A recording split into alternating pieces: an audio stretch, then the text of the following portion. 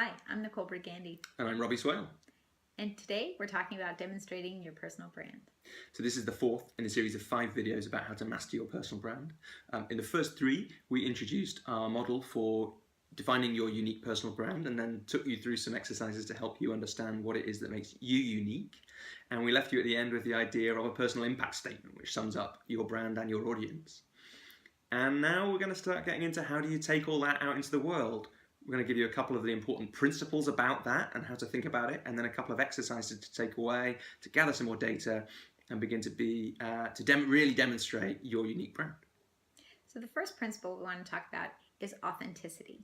So as humans, we're really good at scanning for incongruencies. We're constantly trying to figure out if we're in a safe environment, if we can trust the people we're around, what our gut instinct is.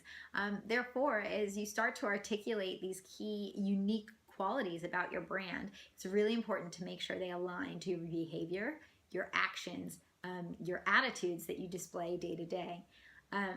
So one way to think about that, or one way to kind of track that, brings us to our first exercise. So this is all about getting feedback. So it's cheap, it's easy, it's accessible, and it provides you with really rich data to figure out how you're tracking against your own kind of unique personal brand, how much of that is coming out day to day.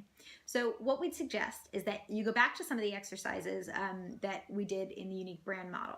Pick out 1 or 2 kind of qualities, whether it be a value or contribution, that you want to be able to measure the impact you're having, and come up with some questions for those. So it could be a broad question that just kind of asks, how would you describe me, to a peer or to another colleague? It could be really specific, asking about how you demonstrate a particular skill. Capture those questions, think about who you want to ask and get that feedback from. Go ahead and hit the send button or buy a coffee for somebody, and listen. Take all of that feedback in and really reflect on, did you hear what you expected to hear? Were there any surprises, pleasant or otherwise? And then consider how you pivot and be able to kind of make some tweaks so you can demonstrate your personal brand in a more authentic way. So being authentic is really important, and it helps you build the trust that you need to build with people, to really engage them, and that, after all, is what this Mastering Your Personal Brand thing is all about. So the second part of the second principle we'd like to talk about here, the second part of this, is really being deliberate. So it's once you've got that feedback, once you've got more information about your brand, how do you make changes?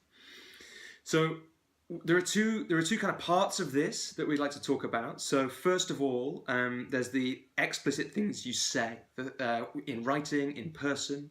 And then secondly, there's the implicit things, the things you do. What are the habits you have? What are the behaviors you exhibit?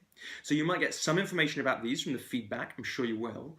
And then the second exercise we'd like to suggest is to do some reflection yourself. So this is a kind of authenticity test.